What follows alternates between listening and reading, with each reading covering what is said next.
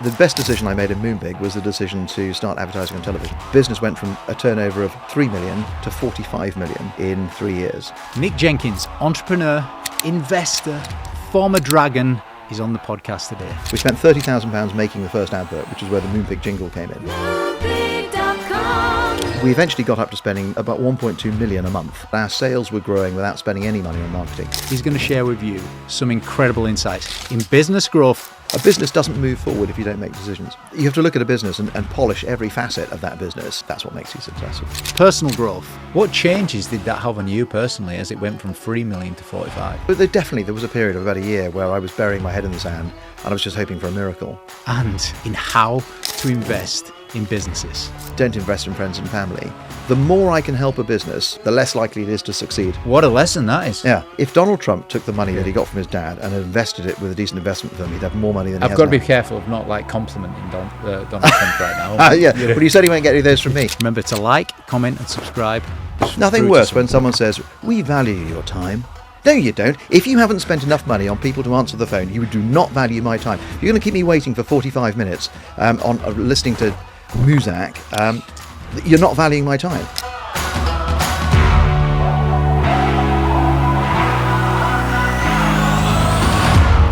Well, look, you've started businesses, run businesses, built businesses, sold businesses. So let's go a bit of reflection on business growth.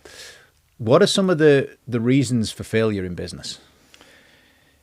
Well, I think probably the leading cause of failure in a business is running out of money, which seems obvious, but it's not taking action quickly enough, not recognizing the problems quickly enough, because time is a real killer.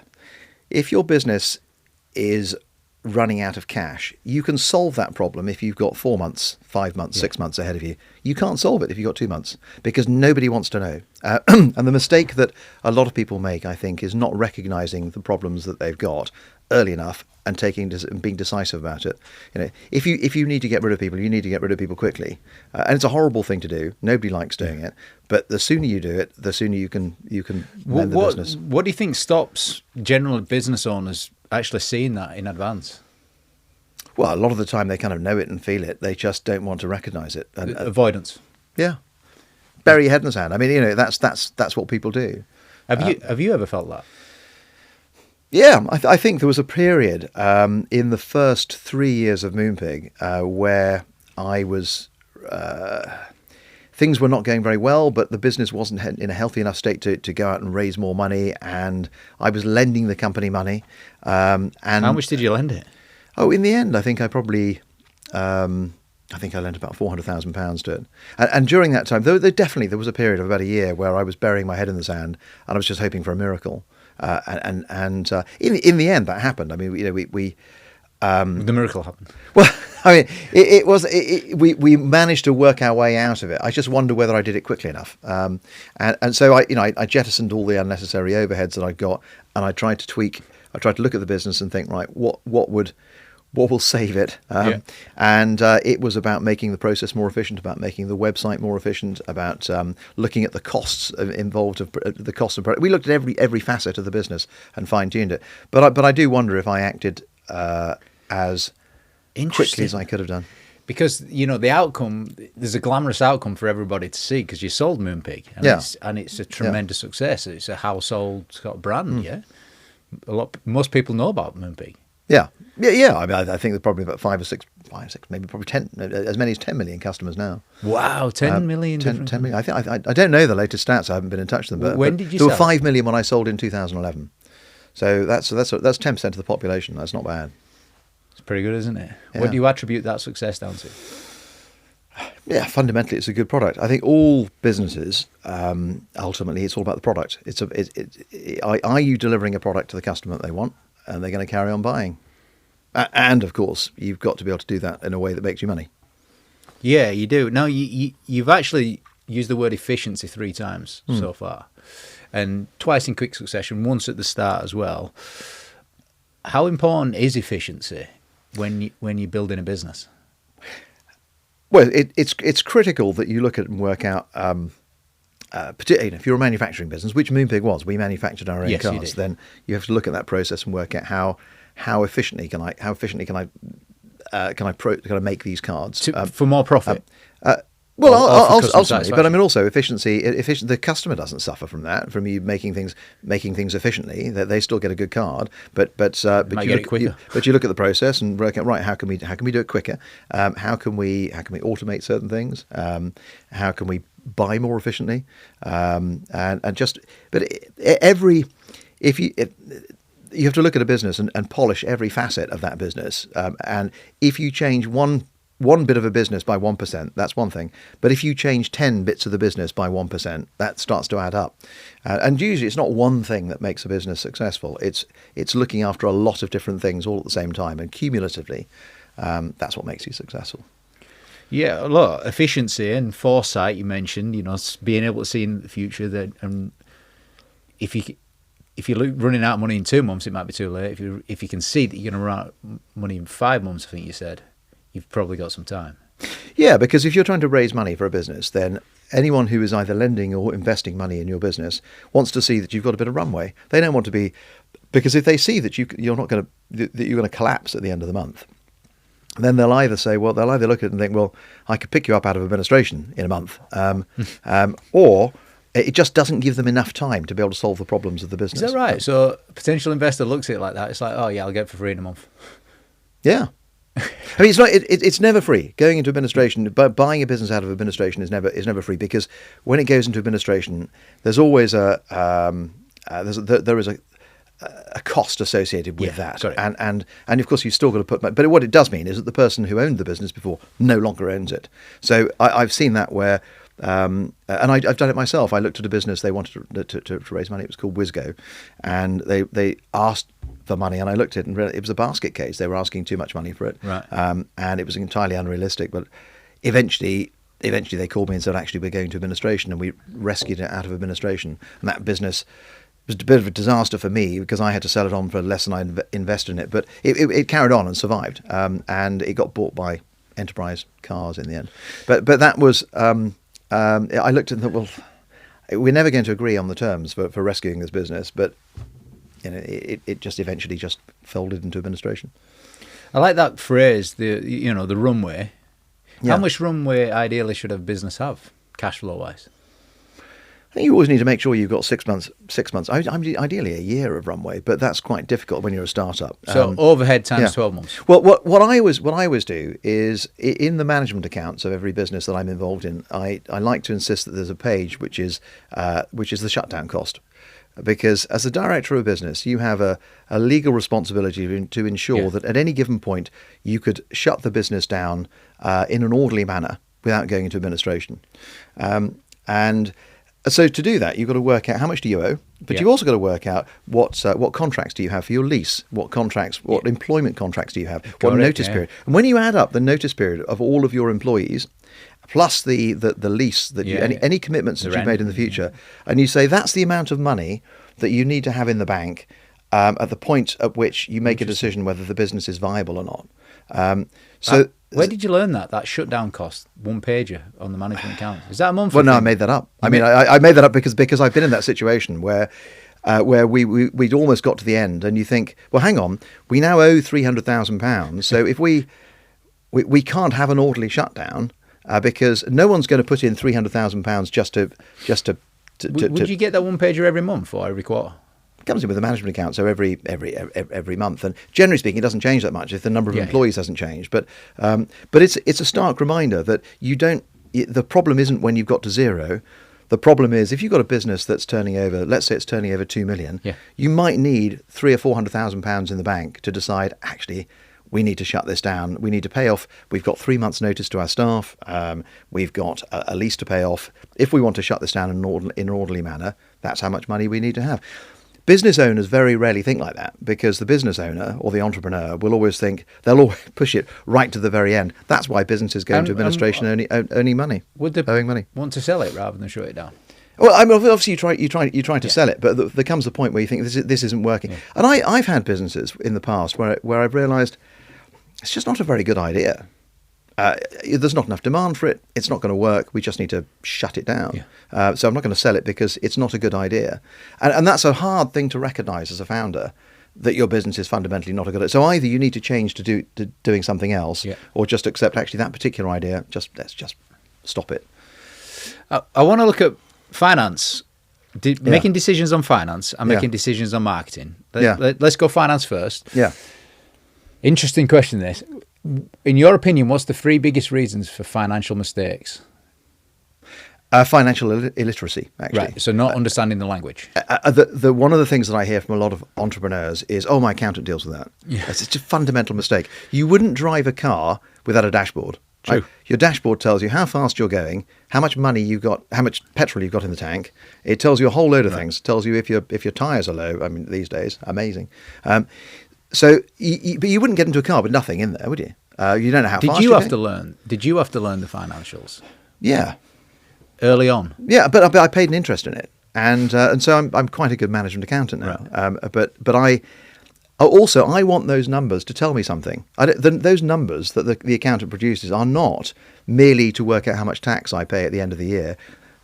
There's a combination of the financial numbers, and then there's also the non-financial metrics that you blend together. Correct. How many customers are getting in? How much is it costing us to get customers? How long are those customers staying? What's our repeat rate? All of these things are things that need to feed in every month. You need to work out what's the key metric to drive your business. And I'm staggered sometimes at the number of businesses that just, particularly the small ones, owner-managed businesses, that plough on, that don't do management accounts. What was the key metric in driving Moonpig? It was the repeat rate. Repeat customer rate. Repeat customer rate. Yeah. That was the one biggest number. Because if in a B2C business, you can sell something once. The most important thing is they come back and they buy it again. So that was a marketing thing that you did then. Yeah. So it's all about. And if I look at investing in a business, a consumer business now, the most important thing I look at is repeat business, because what it means is that if you can turn the marketing off. And your sales still carry on. I mean, as a good example, we had a very difficult period in Moonpig where we'd run out of money. But I could see, looking at the numbers, that our sales were growing without spending any money on marketing. And in fact, in 1 year, I think we spent nothing on marketing, and we grew by 30%.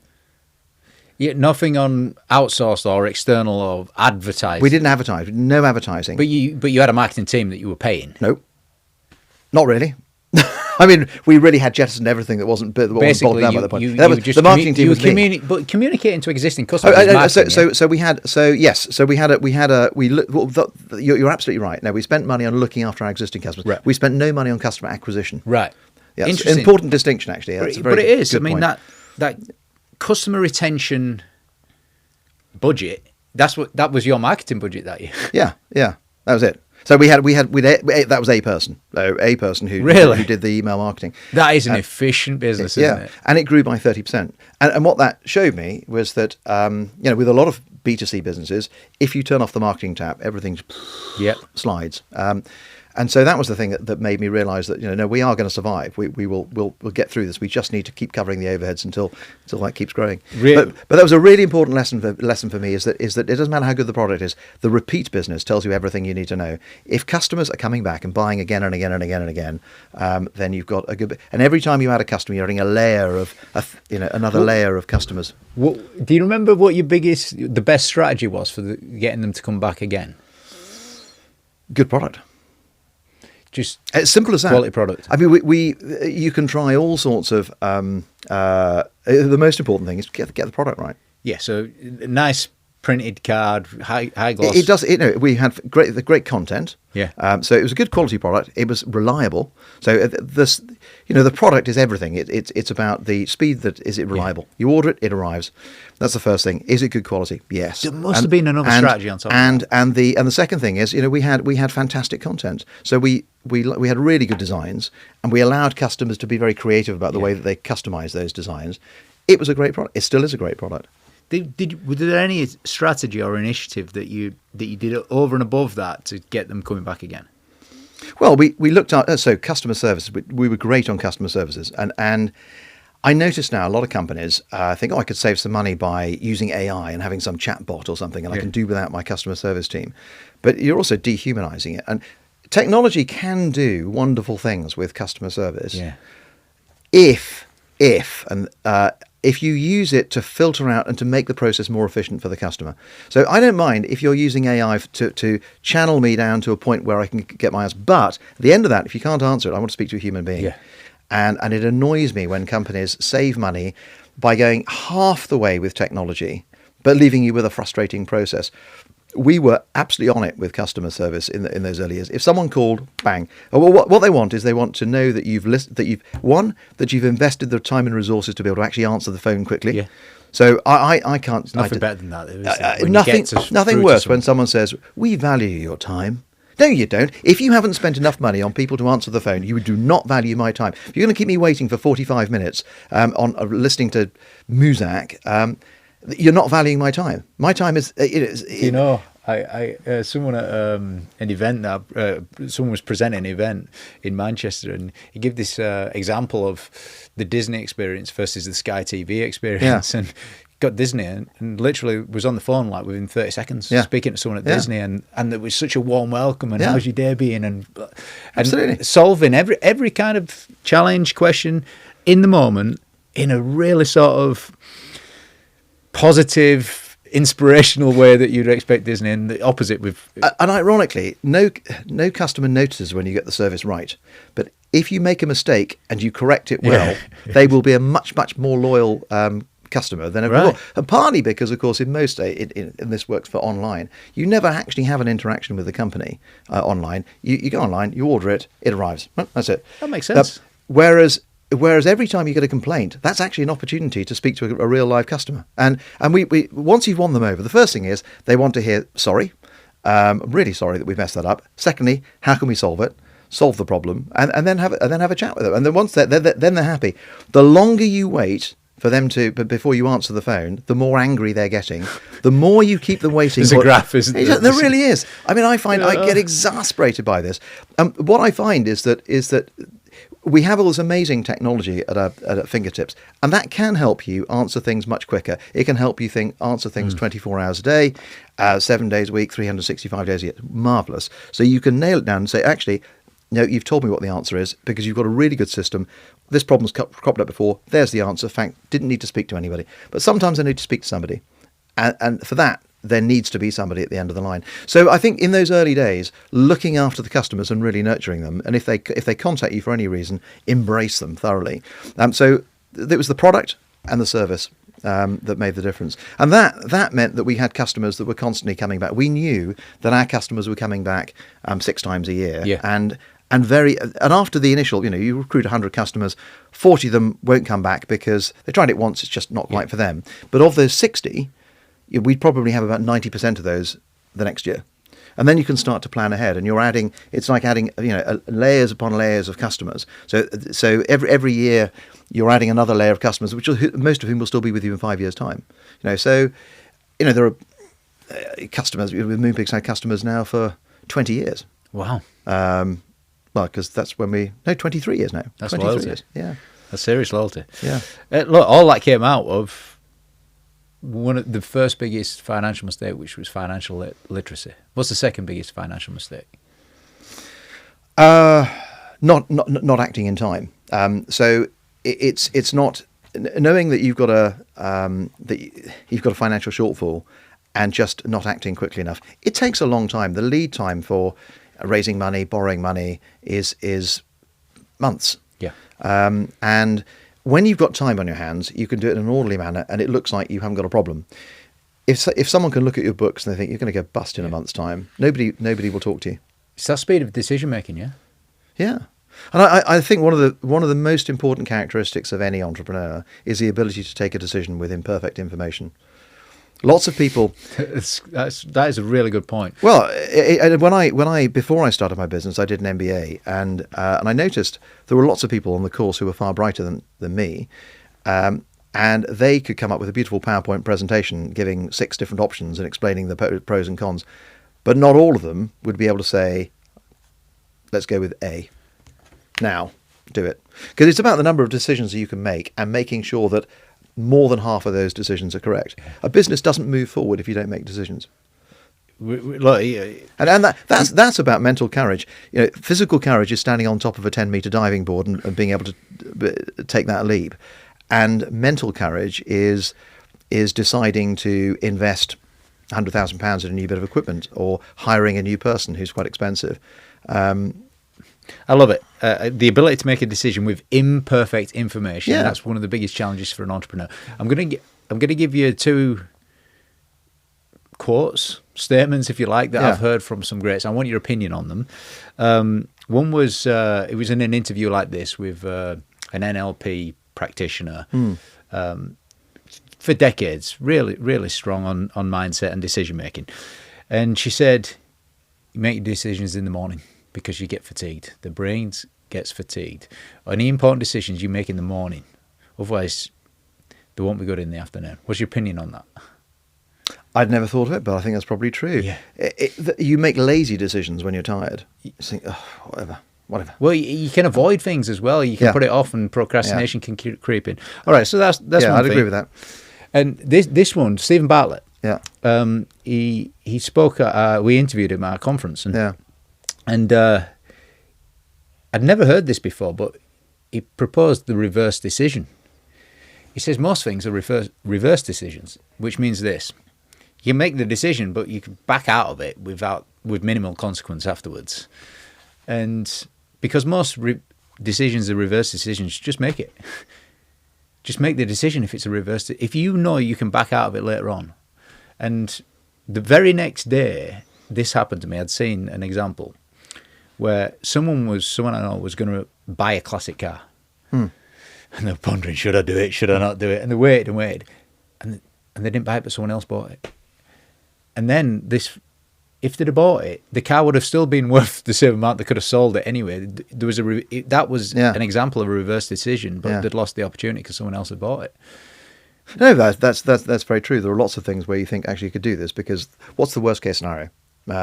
It's a good question, that, isn't it? It's a very good way to look at decisions. Is this a do or die decision? Because some decisions are, unfortunately, decisions are, if we take this step and it goes wrong, we may not recover from it. Which means you've got to be more objective about making that decision. Yeah, there's more analysis and information that you want to go and gather before making it. Yeah. But decisions are like steps. Your business, to move forward, your business has to take a decision. And if you don't take any decisions, you just stay in the same place. Well, actually, eventually, of course, you just go bust. But what were some of the best decisions that you've ever made? I think the best decision I made in Moonpig was the decision to start advertising on television. When was that? That was a pivotal point in the history. How did that decision come about? Well, it came about because when you don't have much money, and we didn't have much money, although we raised, I think, 2.7 million over time, there was never a point at which there was actually any real money in the account, because it was just like dropping things into a well. You'd hear it hit the bottom. Was that scary? So we never really had a huge amount of money. So we were very analytical about marketing. So we looked at every possible channel for marketing, and we spent as little money as we possibly could to work out what the cost of customer acquisition was through that channel. And once we got that, we were then confronted with a range of different marketing channels, and we'd pick off the lowest hanging fruit. So we'd pick up the lowest cost, and then we keep spending money on that until eventually that got. We would throw money at it until, and as long as our goal was to spend as much on a customer as we would get back in 2 months in gross margin. Right. So that was our metric. How did you calculate the 2 months?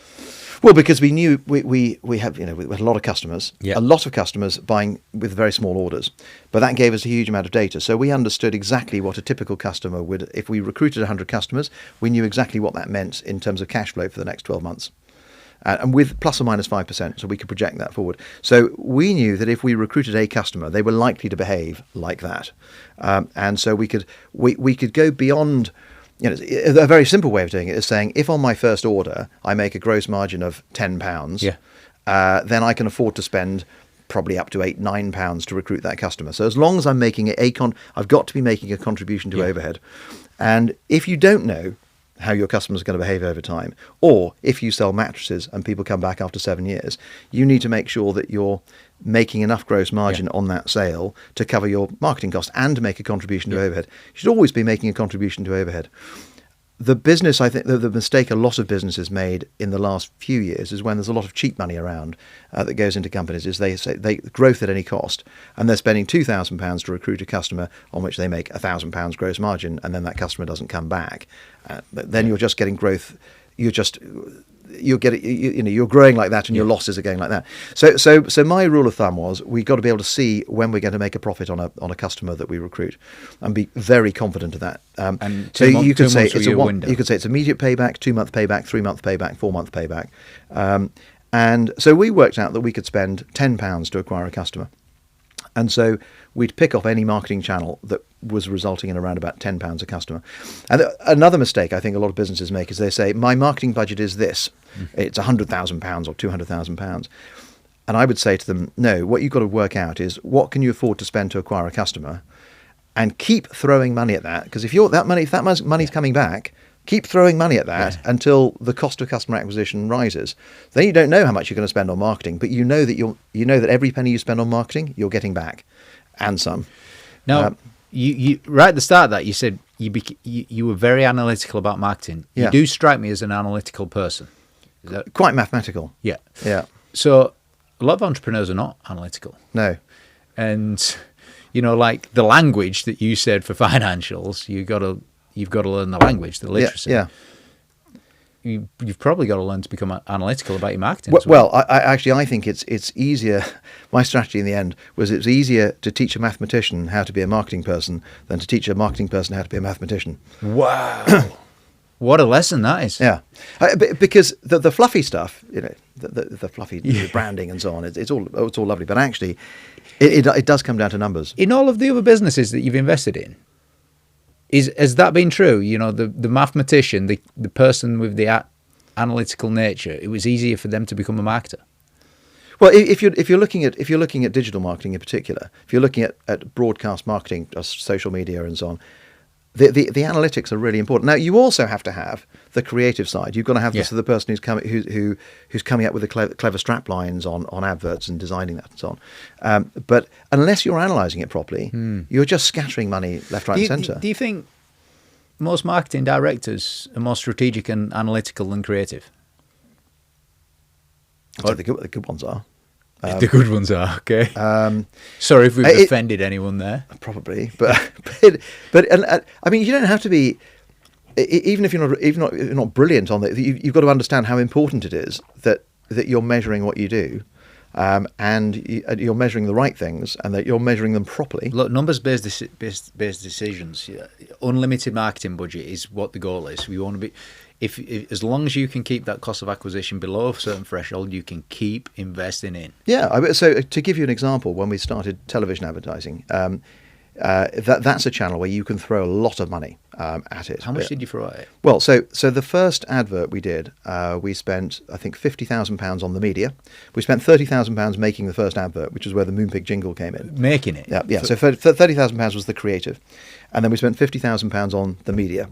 And and then we got about 5,000 customers out of that. So that's about £10 a customer. And so we took that money, and as the money came back, thank you very much. So the next month we spent £100,000 and we got about £9 a customer. And then the next month after that we spent £200,000. And we eventually got up to spending about 1.2 million a month on TV advertising within 8 months. So we'd gone from a marketing budget of probably we were probably spending £300,000 a year on marketing to spending £10 million a year on marketing. But the business went from a turnover of 3 million to 45 million in 3 years, and that was all driven by TV. What changes did that have on you personally as it went from 3 million to 45? I was very happy. It worked. It was a plan that came together and it worked. And it was a joyous time in the company because every single week we had a new record that we'd done, and it was the atmosphere in the company was fantastic. We had this chart on the wall. Hey, new record sales and so on. It was probably the most enjoyable period that we had in Moonpig. It was this stratospheric rise in sales. Yeah, I mean, I'm imagining being there as one of your team members and the numbers being on the wall and that celebration in the moment there, it just created an amazing vibe in a team. Well, it does. I mean, we'd had 5 years of struggling and not knowing if we were going to make it. And to some extent, that does also bring its own... Did your employees know that as well? Or did you know that? Well, I knew it more than everybody else, but Right. I mean, they also knew that it was difficult and tricky, and of course we had to make cuts. But there is also an element, as far as the team goes, there's an element of we're all fighting for the common cause and working incredibly hard to make this work. So that adversity sometimes brings a team together as well. Yeah. Well, he said that with a customer as well. Patrick Lencioni, he's like a professor, and not professor, but he's like a mover and shaker in the executive coaching world, and he's got this thing about conflict. It's like when there's conflict in a team, and let's say there's conflict between me and you, when we repair that and we get over it and we solve it together, actually our bond comes even stronger. And you said that about customer service. When a customer complains and you solve it for them, actually you develop the relationship. Yeah, very true. So, and you're saying a little bit that happened in your team dynamics. We've struggled, and now we're going on. Well, we had an external threat, which was annihilation. So we all came together around that. Interestingly, when we were very successful later on, it's harder to maintain that sense of we're all in this together, because it's become quite easy. You know, we're a successful, profitable company. You hire people who came into a successful, profitable company. So it's Is almost it possible to keep that vibe as a business grows, that we're all in this together? It's close knit team. It's a relationship depth of Is it possible to scale up to a point and keep some of that culture? It's tough. It's very tough, particularly when the company's successful is making money, and the money is going to the owners. And you've got to make sure that everybody feels the joy all the way through. And you can do that with share option schemes. You can do it with bonuses and so on. Feels the joy. Yeah. But they've all got to be delighted, thinking we're all in this, and we're sharing some of the benefits together. But it is more difficult as you get bigger. You also got more layers in a company. So it's harder to get a company culture. The more layers you have in a company, the harder it is to maintain that culture. Let's go the other side. What are some of the biggest marketing mistakes that you've made? I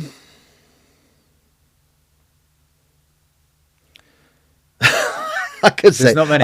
Of course, probably not doing some of those things earlier, but Right. but in the end, I mean, I think I was very, very focused on the fact the first thing is the product. So the most important part of the marketing strategy is make sure you're selling the right thing in the first place that people want. Yeah. So make sure secondly, make sure you can make enough money out of it. So price is a very important part of marketing.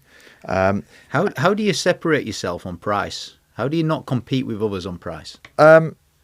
Well, I mean, when we first started, of course, we were the only people doing what we were doing. And part of my rationale when I set the business up was that I wanted to sell something that couldn't be compared to other things. So if I had set up a company that sold digital cameras, then somebody would have had an algorithm that said your digital camera is this much, their digital camera is this, and it would have squeezed all the margin out of it. Whereas you couldn't compare a Moonpig card with anything else, because we were the only people for 5 years. We were the only people really offering it. And certainly offering it. There were other little competitors that tried, but for a long time we were really the only company that did it well. Right. So the question you'd ask yourself: Do I want to turn up at a party with a really well personalised Moonpig card, which is good? Everyone's going, oh, fantastic! Stick it on the fridge, for £3, or do I just turn up with an ordinary card for £2? Well, no. Well, the difference of you can justify that difference is very easily justified. It's just a much better product. So. But funny enough, when I first started the business, at the very beginning, it was £1.99 for a card, and I'd fixed it at £1.99. And we were struggling and losing money. And one of my non-exec directors, David Noble, said, why don't you just put the price up? And I got transfixed on the idea that we wanted to sell a card for the same price as in the shop, but it's a better card. And then I listened to that and thought, well, if we put it up to £2.99, one of two things will happen. Either everybody will go away and we'll go bust, or it'll be okay. But if we don't do anything, we're going to go bust. So we put it up to £2.99. Nobody noticed.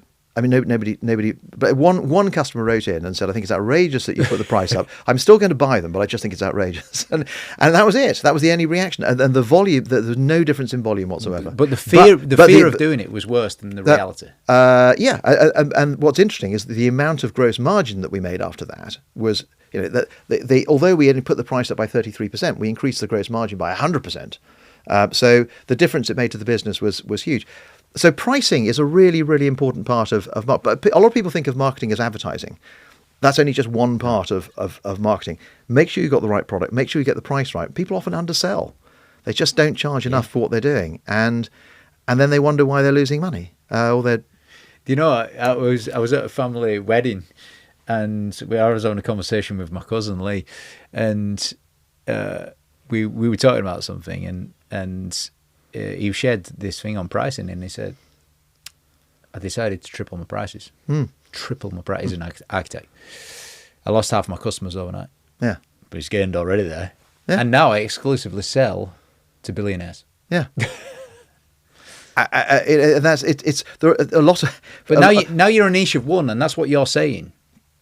That's what you were saying there. You get a product that's different. It can't be compared to anyone else. That's what you said. Well, that's actually quite hard to do, of course, because there are very few. I was lucky that I started a business at the time that the internet was starting, so there was room to create new products. But it's got to stand out. There's got to be a reason. You've got to be able to justify your price. So the first thing is you've got to say, do people want what I want, what I've got? And if not, how can I tweak it to make sure they do? And constantly looking at the product, thinking, is this what our customers want? Is this what our customers want?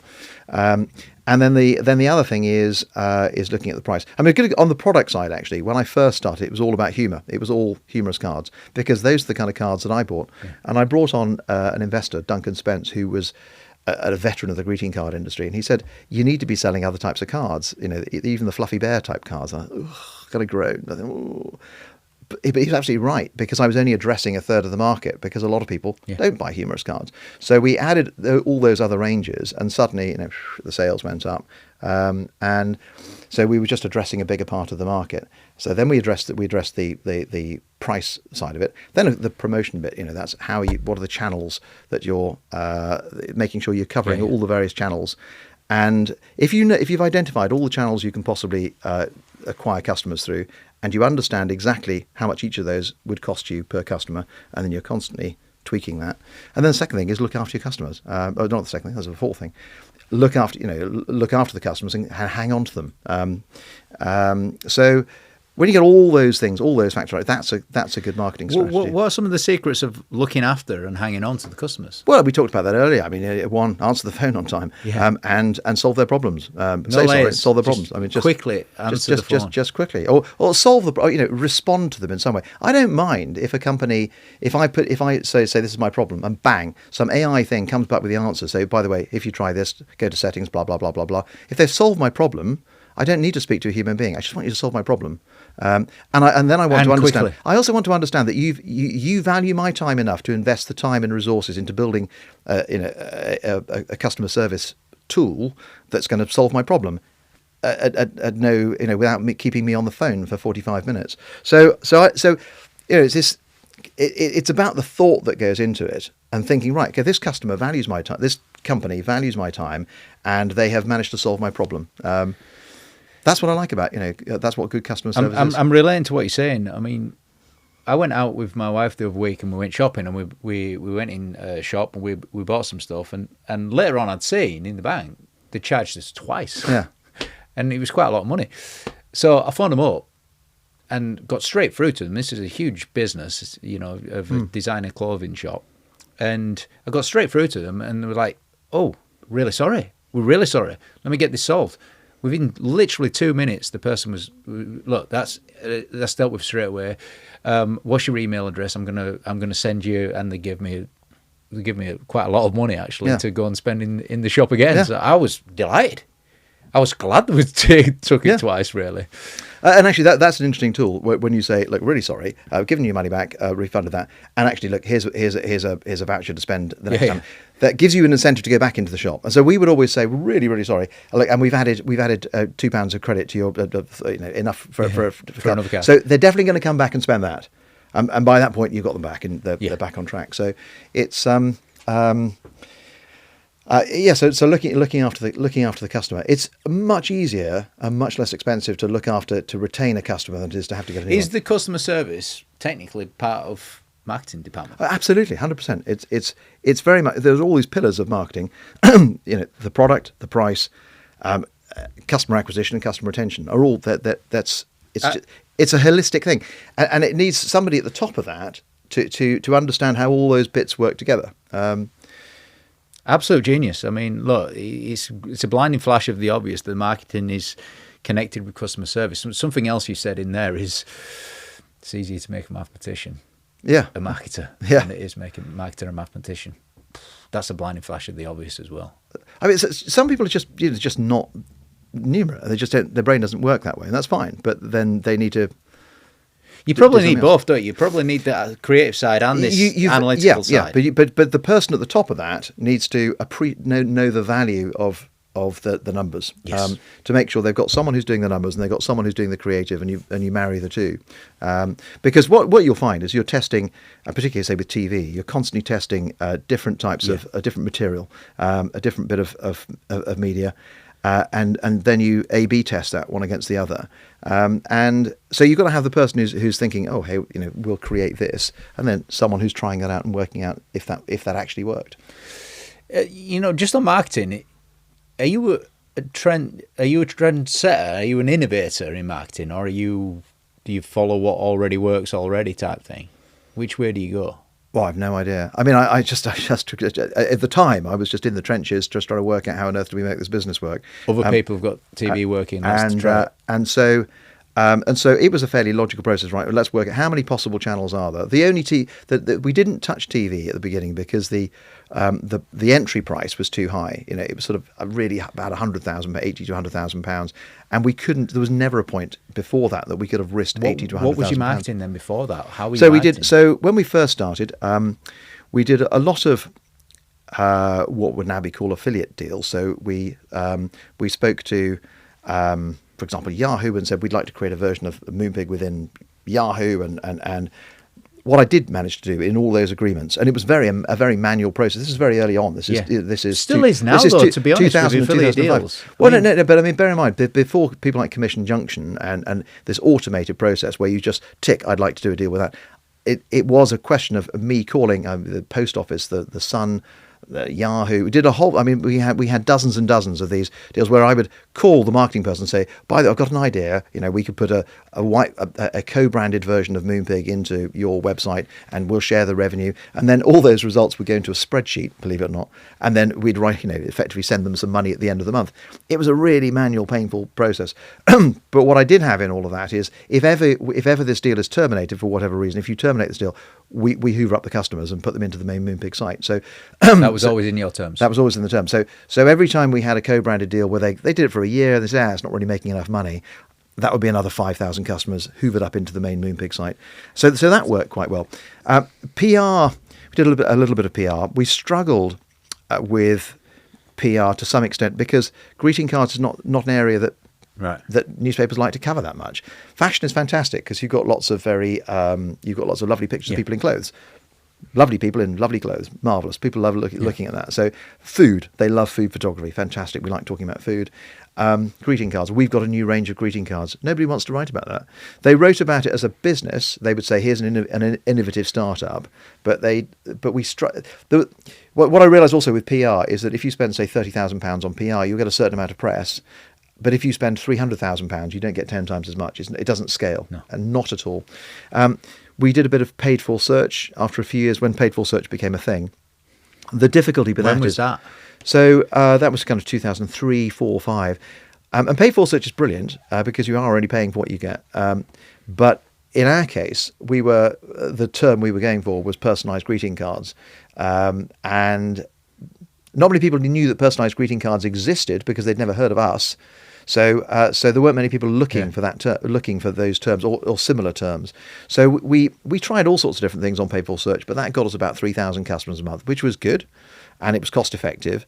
But we couldn't throw money at it. We maxed at about 3,000 customers a month, and then we did television, and that was the thing that really took it above. So, how much have you used Commission Junction then for affiliates? Yeah, we use Commission Junction. So Commission Junction basically automated the process that we'd previously been doing by spreadsheet, and that was a massive relief. And then there's Commission Junction. Were you involved in the spreadsheets, or were it? Yeah, I did the spreadsheets. Yeah. And I love a spreadsheet. Excel is a wonderful tool. You can stay up all night doing spreadsheets. Oh yeah, I mean, to me, it's like, if I wasn't doing a spreadsheet, I'd be doing a Sudoku puzzle. So I mean, it's a wonderful. It's one of the most important business tools. The ability to be able to write a good spreadsheet. I wish it was taught properly in schools, but it's not. You learn by doing it. It's like riding a bike, though, isn't it? I mean, the more and more you do spreadsheets and automate it and link it. But a lot of people have a blind spot. No, I don't do spreadsheets. I don't do spreadsheets. Yeah, that's true. But it's not that difficult. It's very logical, and it's an incredibly useful tool. And you learn by doing it. So the Commission Junction thing, that sort of speeded that process up, and suddenly there were more media owners signing up for that, making themselves available. So you could just tick a deal, which otherwise might have taken you 2 weeks of negotiation. Yeah, so that made life much easier. Let's talk about raising funds as well, because before we just got into this, you shared a few opinions on that. Just share them again. Well, I was asked some time ago. I was asked to join a government committee panel about Scale Up Britain, I think it was called, and it was trying to address the question: why is it that lots of businesses don't come forward to raise money? Yeah. Is it because and the assumption is because they don't know about it. They don't know that it's possible to raise money. And my view was no. I think what you need to understand is that there are two ways of raising money. You either borrow money. Yeah. If you borrow money and things turn bad, they go bad really quickly, because you've got a creditor that wants to be repaid, and you're massively increasing the risk of driving your business into the ground. All businesses have ups and downs, but if they're well managed and you've got enough reserves, you can weather your way through the ups and downs. Yep. If you've borrowed £500,000 and you have a bad year and they want to call that loan in, suddenly it escalates really quickly. So if you've got a family business and you're making a nice income and it pays for all the skiing holidays and whatever, you've got a nice life, why would you want to make your life more difficult by increasing the risk of, by exposing your business to more danger? Why? I mean, it's a legitimate decision to say, actually, I'm very happy with what I've got. It produces a decent income, and I've got a nice life, and I'm not too stressed. Similarly, if you want to raise money through equity, that automatically means that you're going to have to sell that business at some point. Because people who invest and buy equity, they do it because they want to sell those shares at some point. They don't do it for the dividend stream. Very, very, very few investors invest in a business because of the dividend stream. So they'll be investing usually sort of under EIS or one of the schemes that exist. And that is all geared up around capital gains, so selling the shares. Yeah. So that means if you've got a family business and you're thinking, it'll be lovely to hand this down to my children at some point, that's not an option. You can't raise external money from equity. Because you don't want to sell it. Because you don't want to sell it at any point. You think, I've got a lovely business, I employ a really nice team of people, I love doing this, I want to carry on doing this ad infinitum. I do not want to have an exit horizon. That's also a legitimate decision. So there are two very good reasons why you wouldn't necessarily, but you might decide, very happy with what I've got, don't want to raise any more money to grow faster. Yeah, look, we asked Alan Sugar that question, and probably wrongfully we assumed that all business owners want to sell the business in the end. And Alan Sugar was like, no, they don't. No. Some businesses, they do. It's their baby, it's their thing, it's their legacy, it's their family, it's their heritage. Yeah. And even if you're not going to leave it to your children, if you've created a great business and you've got a great bunch of people working for you, it's not always a given. Setting up a business is not a given it's going to work. So if you sell that, you've then got to recreate yourself and you've got to start another business, and that might not work. So why upset the apple cart? What do you think of this, though? I mean, once you've built a business to $1 million, even if you lose it, you've got the £1 million blueprint. This goes T. Harv Eker, the Secrets of the $1 Million Mind, the book was. But you've already got the blueprint. You know how to get business to $1 million, so the next time you'll do it, you'll go faster. Happened to Donald Trump. He built a business to $1 billion, didn't he? Well, No, he didn't. His dad gave him $500 million, and he managed to invest that very badly. Basically, that's what happened to Donald Trump. and then he lost it, but he built another one. Yeah, but if you look at if Donald Trump took the money that he got from his dad and had invested it with a decent investment firm, he'd have more money than he has I've got to now. be careful of not like complimenting Donald Trump right now. Yeah, well, you certainly won't get any of those from me. But so it was. Or me, I mean, by the way. Donald, he started with nothing but the shirt on his back and $500 million. So that's a bit of an Here you exception. go. Here's a shirt and $500 million. So, but if you look at, you definitely want to de-risk as a business owner. You want to de-risk. You don't want to have all of your eggs in one basket. But the other way of doing that is that you take the profit out of the company and you invest that, and you keep taking money out of the company and invest it, and you want to get to a point where you have more money outside the company than you have in the company. Then you can kind of relax. Even if the company goes under, you've got your investment. But the reason that a lot of people don't think like this is because to some extent our tax system is very much incentivizes us to sell. Because if you sell at the moment, if you sell a business, you get entrepreneurs relief, and then you pay 20% on a capital gain. If you run a business for profit, you pay ultimately about 50% tax all the way through. So there is an enormous incentive for people to want to sell. And I think we are... society also has this thing about ultimately it's all creating a business is all about wanting to sell it. Yeah. Actually, I disagree. I think it's a lot of it is about the journey of creating and building and running a company throughout, and that is an enormous amount of fun. And if you sell it and you haven't got the imagination to create another one, what you've actually got is quite an empty life. So you've got to think hard about whether you're going to, if you've created something wonderful and you've got a really lovely bunch of people, you enjoy working with them. To some extent, it's a financial disadvantage to carry on running it for profit. But actually, it's about what you want to do with your life. How do you come about choosing a business to invest in? I think the first thing I look at is the entrepreneur. That's probably all right. Number one, you look at the entrepreneur. 75% of it is about the person I'm choosing to invest in. Wow. At least. Keep going. Give us the blueprint for how you well, invest. the first point is, will I enjoy working with this person? Because why would I bother investing in someone I don't enjoy working with? That's so I don't care how clever they are. If they're a bit of a dick, I'm just not going to do it. Full stop. No dickheads. No.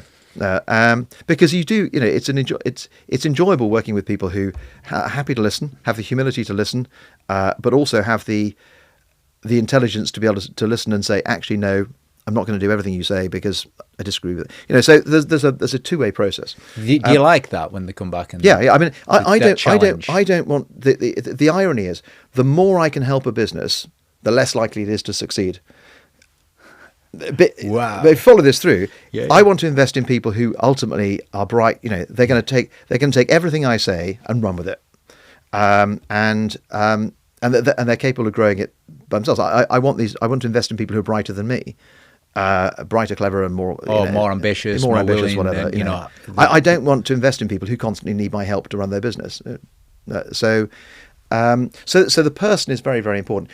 A good person can change a business idea if it needs to be changed. They can pivot that. Yeah. But a bad person with a good business idea will probably just mess it up. 75% is anything else that you're looking for in the character or the person then? Anything else besides that? Well, I mean, there's this very human thing of wanting to invest in people whose company you enjoy working with them, because otherwise it's unpleasant. So that's. But the other thing also is I prefer to invest in people who have where I can see a strong commercial instinct.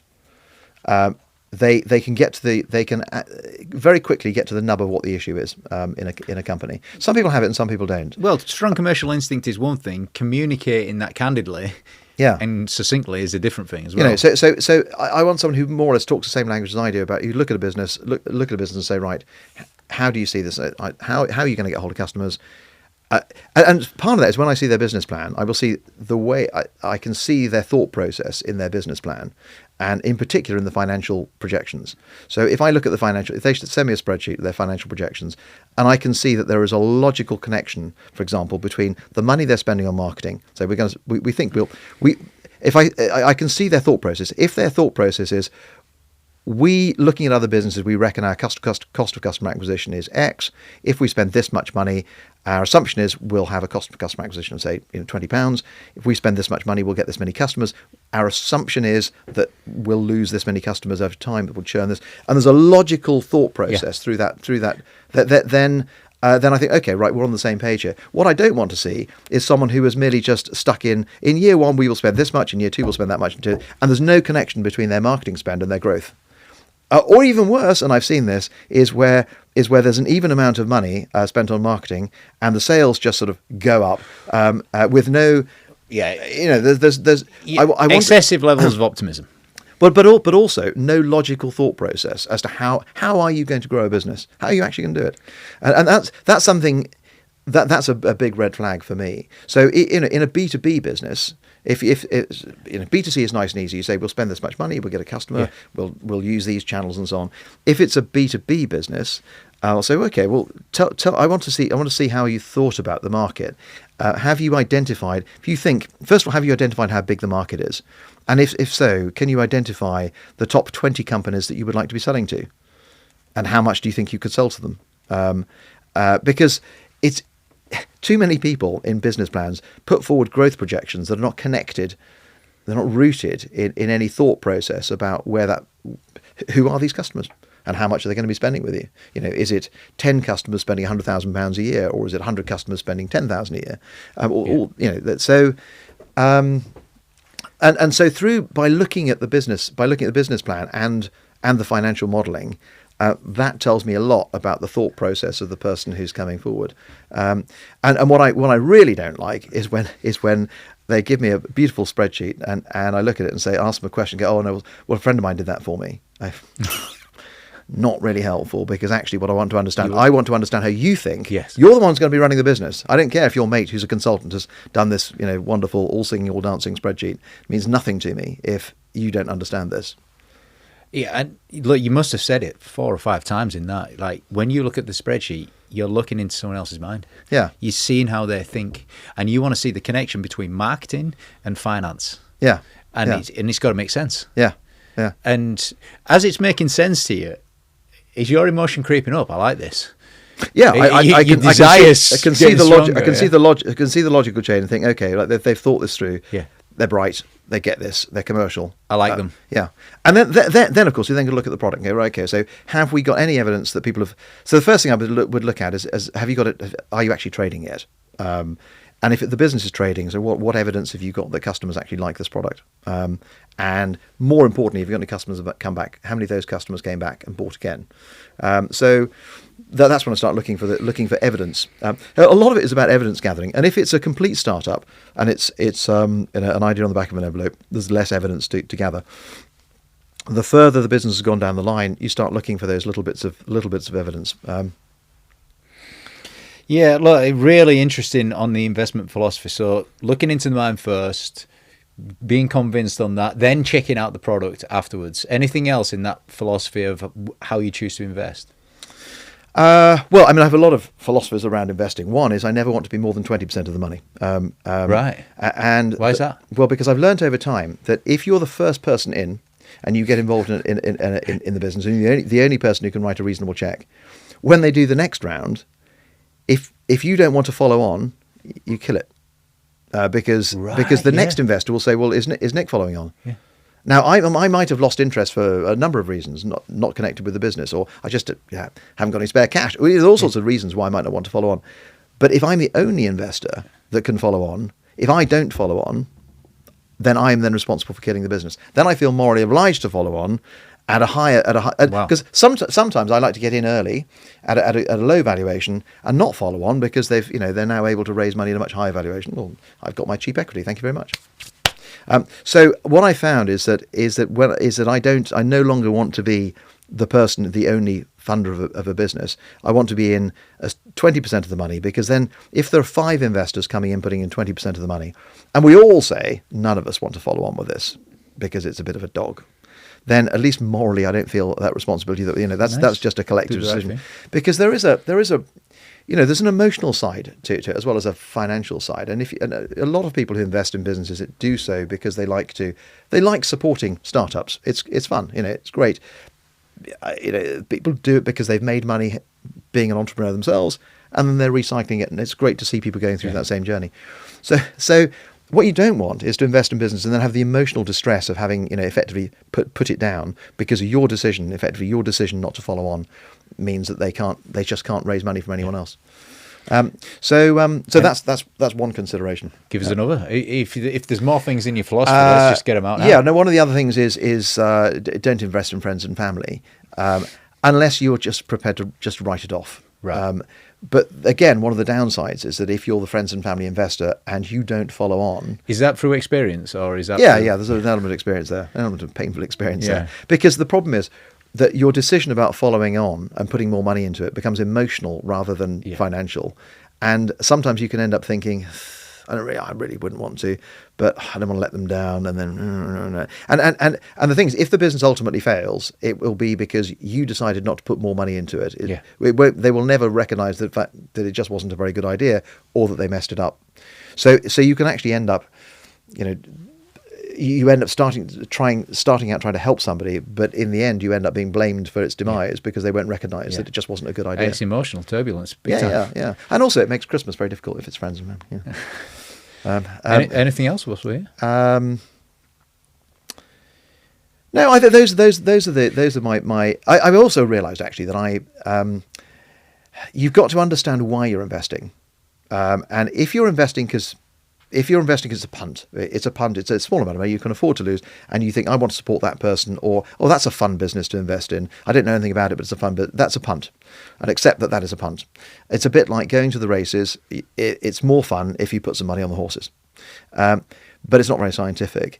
If you want to make money out of investing, you have to invest in businesses that you understand, because every time you look at another business plan, I try and do this with low carbon technology now, and it's an area that I've got to understand. And so when I look at a business plan, I can immediately see the flaws in it. I can add something to it. Or if I decide not to invest, I've then learnt something new which actually can help with one of my other businesses. So it feeds on itself. And what I found, if I invest in a business, some of the most attractive businesses are the businesses that I don't understand, because I've got no idea why they're going to go wrong. It's you've got to understand why are you doing this? Are you doing this to make money, or are you doing it because it's almost altruism? And both are legitimate reasons, altruism or fun. Some people might invest in a winery because they think that'd be lovely. Well, yeah, that's fine, that's legitimate, but be clear about why you're investing. Beautiful. So how do you choose when to sell your stake then in the ones that you've invested in? Very, very often, I wish it was a choice. Right. But usually it's less than 20%. It's often not a choice. It's very rarely your choice. But also the other thing is that the timing is usually determining when there's a ripe time. It's like fruit. There's a point when they go ripe. There's a point when they go rotten and they fall off the tree, and there's a point when they're not ripe. How do you spot the timing then? Wisdom. Yeah, there's a point when lots of people, when people are trying to buy your business. There's one important distinction. Nobody sells a bit. Good businesses get bought because someone knocks on the door and say, "Please, can I buy your business?" That's the point at which you say, "Enough people are knocking on my door now. Now what I want to do is start a process." So you don't want to say yes to the first person who knocks on your door. What you want is a few to compare it with. So you'll say, "Fine, okay. So let's have a chat about this." Meantime, you start a process and think. You got to also work out: have I got enough? Have I gone far enough for me to be able to take out the money I want to take out? But have I also left enough growth for the next person? Because someone will only buy your business if they think they can double it, triple it, quadruple it. Yeah. Right? So you could say, "Well, I'm selling early then." Well, yes, but otherwise you won't sell. So there's always has to be. You've always got to say, "Well, what's in it for the next person?" And it might only be a percentage. You might not sell the whole thing. Yeah, though I think if you sell a bit, very, very rarely though do you actually sell a stake in your business to somebody else. It doesn't happen that often. Right. People will invest in your business, but that's not money coming to you. But when it comes to selling your secondary shares, very rarely would someone sell 30. I've sold 30% of my business to somebody else. It becomes a bit tricky because then you're still running it, but it just doesn't happen that often. It's either, generally speaking, it's sell 100%, or what happens? Someone will take a majority. They might want you to keep 25% in just so that you see it through, but that's the only reason why you'll keep anything is because they want to make sure that you're going to see it through to the end, or it might be some sort of an earn out. But by and large, when someone buys your business to put money in your pocket, that's because they want control over it. I might be backtracking here, but you've just put a thought in my head, actually, and it's around that philosophy of when you're choosing to invest. As you're going through your due diligence and looking into the mind on the spreadsheets of the person, have you made any mistakes in your due diligence that you've wish you hadn't have done? Loads. I think a lot of it is not thinking through. And I've invested in businesses that where my thesis has been one thing, right? I think this will be good business because I invested in a business that does.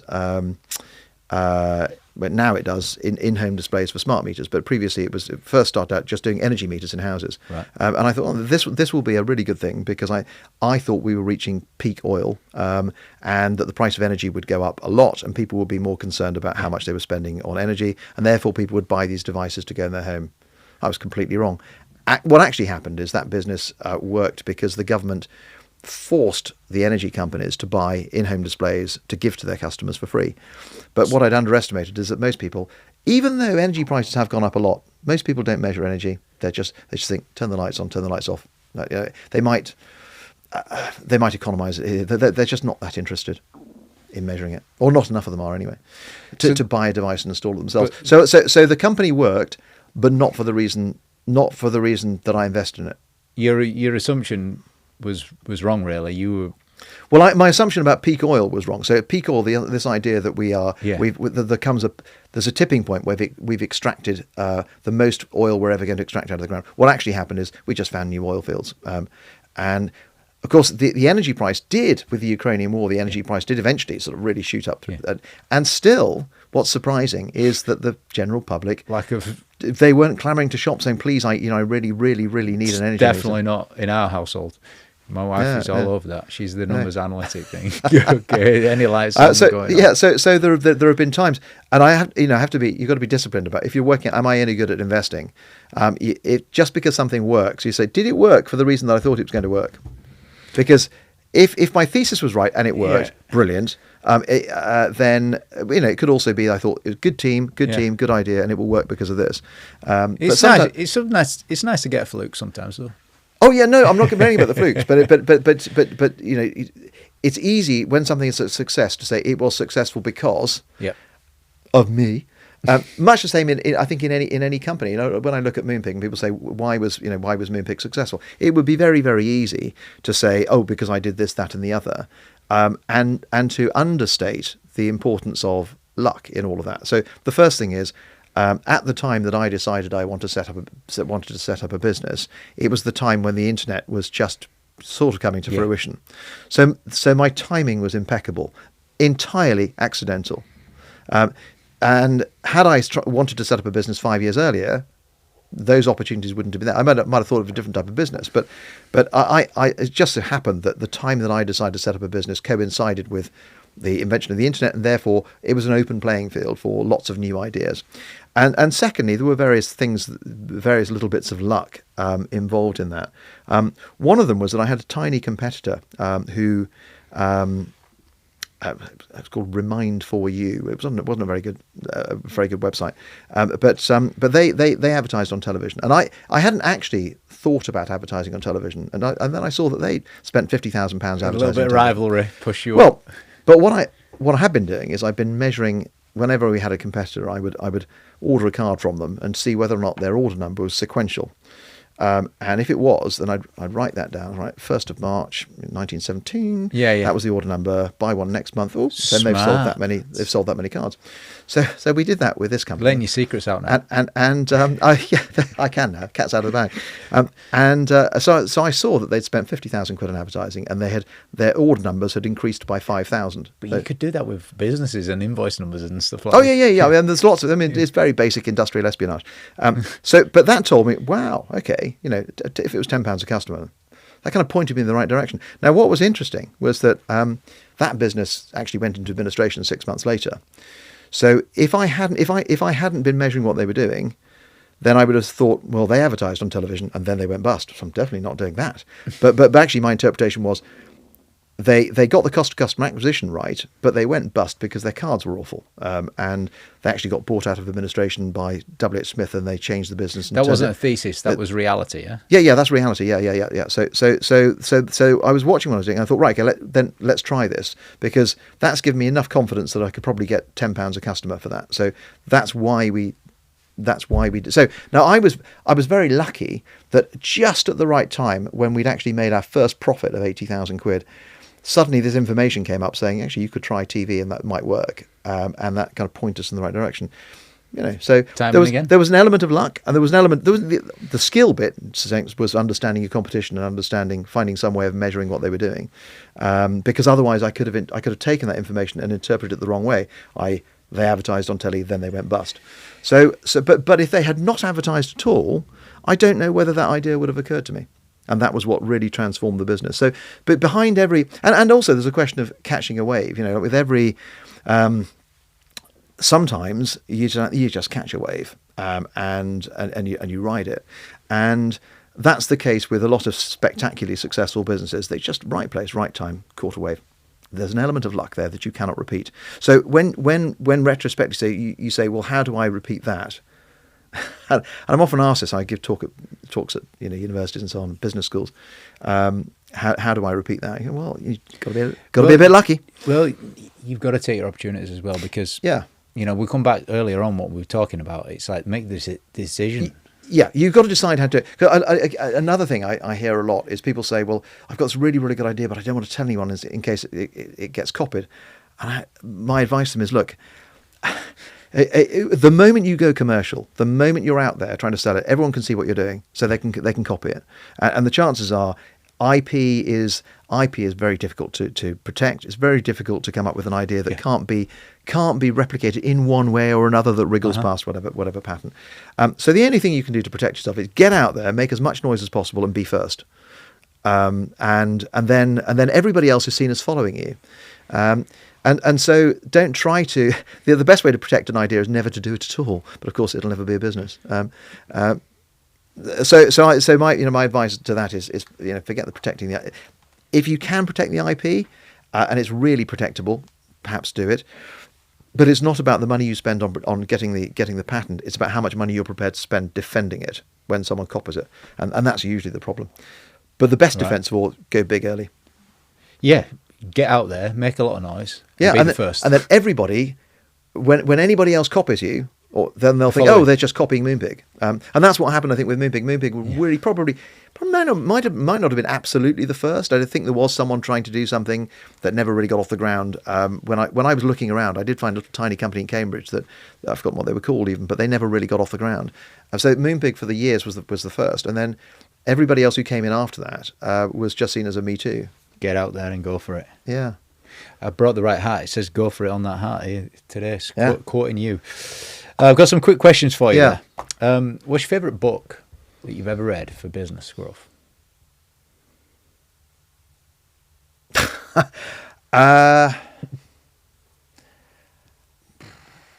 Favourite one. I don't read a lot of business books. Right. I've got to be honest.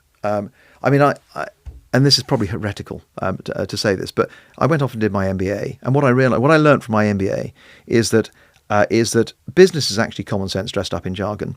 Every aspect, every facet of business, whether it's marketing, strategy, whatever, comes with a whole lot of jargon and theories and models and what have you. And it probably all means something. My general motto is never make anything more complicated than it needs to be. I avoid using business jargon at all costs, and I generally find that when people start quoting Porter's 5 forces back at me, it's a sign of frankly a sign of insecurity. I'm aware of the 5 forces. For me, communication is not about what I say; it's about what you hear and understand. And the simpler I make that, the better. So my philosophy has always been. It's a lot of it's basic common sense, and in plain simple English, keep it as simple as possible, and only get more complicated when you absolutely have to. So for that reason, maybe my year on my MBA put me off business books, but but I constantly look around at other businesses, and I take my cue from other businesses, and I'm interested in reading their stories. But I've got to be honest, I don't. Simplicity, avoiding jargon, Just keep it simple. making decisions on spreadsheets. Yeah. Yeah, got it. What's your favourite movie?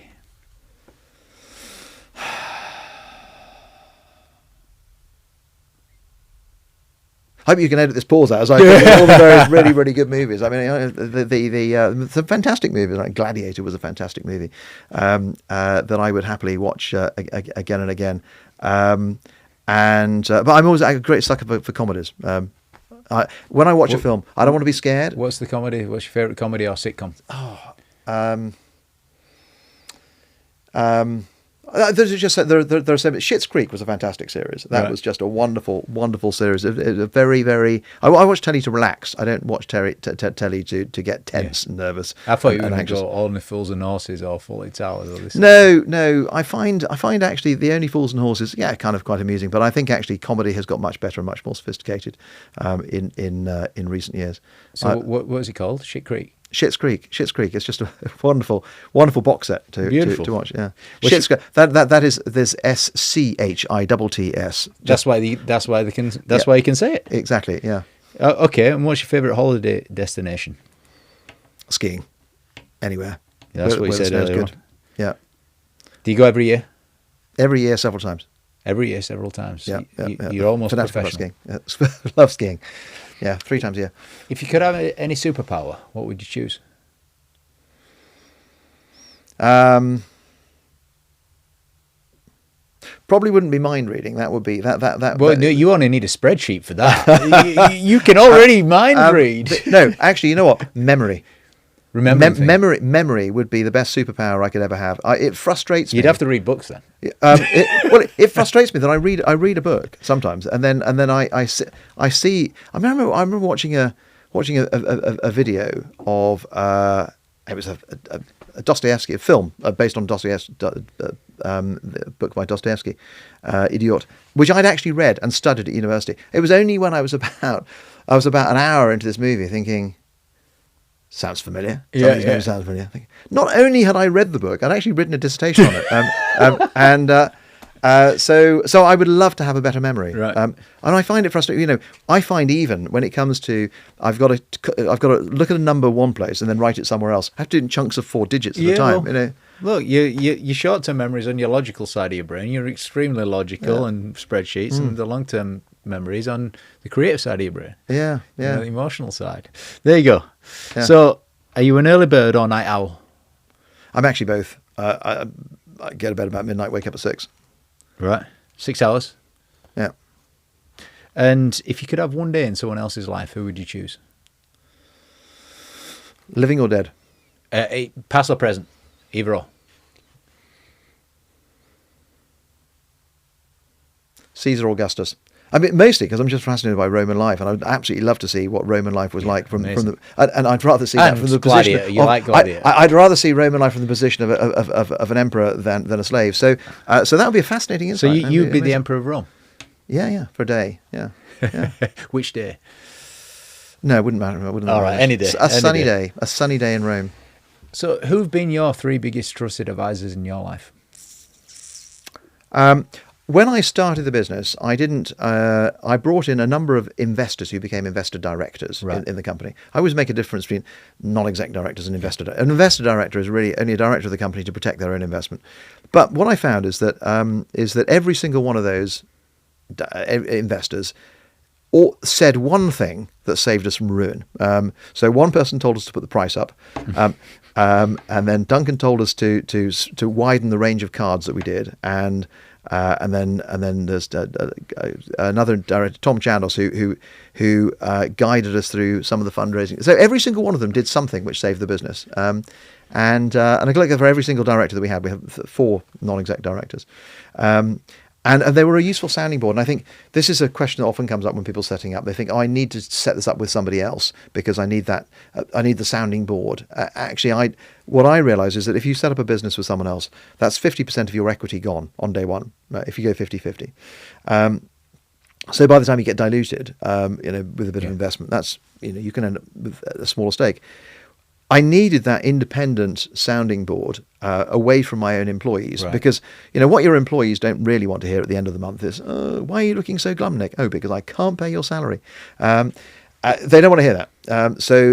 But if you've got those kind of cash flow crises, you can discuss those with your board, who are independent, and they're not employees. They're not dependent on that for their income, and that was very useful. So they were probably, business wise, probably the best mentors I had were the non-execs that I had, and the investors, because they were also they stuck with it because they were committed to it. They put quite a bit of money into it, and they were committed to it. And you did that pretty early on. It sounds like you did. Yeah, I brought them within the first year. Most of them came on within the first year and stayed with it. Yeah, and look, all of them did one real big thing: price up, widen the range, guided you through funding. Yeah, the critical thing is listening to advice and being able to filter it. And I always say, when I'm investing in a company, I say, I'm going to give you loads of bits of advice, but I'm not involved in your business day to day. I don't want you to humour me by telling me, by pretending that every idea I come up with is a good idea. If you think it's a bad idea, just tell me. I don't mind. I'm a big boy. I can cope with that. I just don't want to be humoured. If you don't want to spend time in it, just say, I don't want to do that because of this and the other. But if you can't come up with an answer as to why you don't want to do it, that's when I'm more interested. But I just want you to listen, consider it, and choose to do something with it or not. Because sometimes I think people, they pander to it, and they say, they'll say, oh yes, that's a really, really good idea. No, it's not. Just say make a no. decision. That won't work because this and the other. So I think that you can get a fantastic mentoring relationship from someone who's also put a bit of cash into your business. There's no sign of commitment quite like writing a check. A lot of companies come up with, I've got an advisory board and it's marvelous, but if they haven't got any skin in the game, it doesn't count as much. Well, look, we've talked about finance, marketing, investment, all your philosophy. Yeah. If you could recommend the listeners do one thing once they've listened to this, what is it?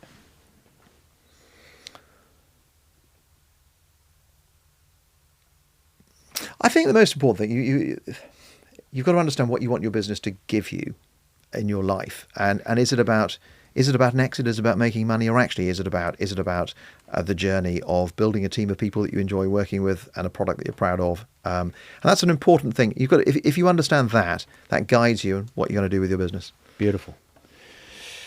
Look, there's loads of points. I've made loads of notes on here. I'm going to go back and watch this and take some more notes actually as well. So my favourite thing from today, I like that when you said the ability to make a decision without imperfect information. That is a challenge for an entrepreneur. But I loved your investment philosophy and what you said earlier on about the financial literacy. Really powerful. So I'm going to go with your investment philosophy as my favourite bit. What's been your favourite part? Well, I've just enjoyed it all. It's great chatting to you. Yeah. Thank you very much, Nick Jenkins. Hey there, James here with an exciting announcement. The BizX Awards is coming to the ACC Liverpool from the 18th to the 19th of April with an incredible lineup of speakers. You're going to meet the likes of Stephen Mulhern, Donald Miller, Deborah Meaden, and many, many more. Book your spot right now at the bizx.co.uk. And if you've enjoyed listening to the Business Excellence podcast, make sure to comment your top learnings and favourite moments, as well as like and subscribe. See you next time.